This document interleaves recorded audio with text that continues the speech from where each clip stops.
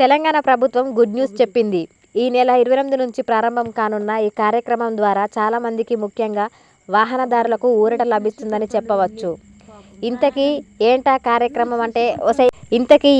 కార్యక్రమం అంటే హైదరాబాద్ నగరంలో నిత్యం ట్రాఫిక్ సమస్యలతో ఇబ్బందులు పడుతున్న ప్రజల కోసం రాష్ట్ర ప్రభుత్వం కీలక నిర్ణయం తీసుకొచ్చింది.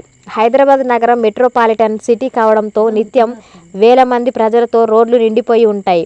అలాగే ట్రాఫిక్ సమస్యతో స్కూళ్లు, కాలేజీలు, ఆఫీసులకు వెళ్లే ప్రజలు తీవ్ర ఇబ్బందులు పడుతున్నారు. ఇప్పటికే రాష్ట్ర ప్రభుత్వం రద్దీ ప్రాంతాల్లో ఫ్లైఓవర్లు, అండర్ పాస్లు నిర్మించిన రోజురోజుకి పెరిగిపోతున్న జనాభా, వాహనాల రద్దీ కారణంగా ప్రజలు ఇబ్బందులు పడుతున్నారు.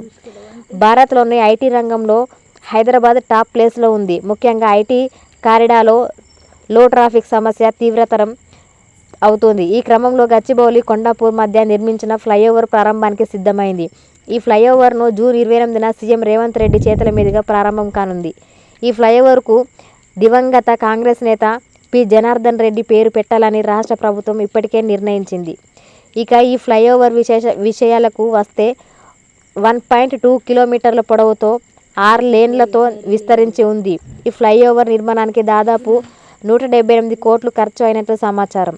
ఈ ఫ్లైఓవర్ శిల్ప లేఅవుట్ ఫేజ్ 1 నుంచి గచ్చిబౌలి జంక్షన్ ఫ్లైఓవర్లకు అనుసంధానంగా పనిచేస్తుంది.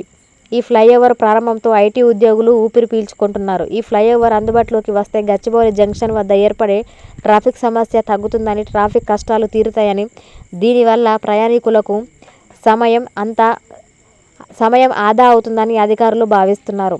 ఈ ఫ్లైఓవర్ అందుబాటులోకి వస్తే గచ్చిబౌలి జంక్షన్ వద్ద ఏర్పడే ట్రాఫిక్ సమస్యలు తగ్గుతుందని, ట్రాఫిక్ కష్టాలు తీరుతాయని, దీనివల్ల ప్రయాణికులకు సమయం ఆదా అవుతుందని అధికారులు భావిస్తున్నారు.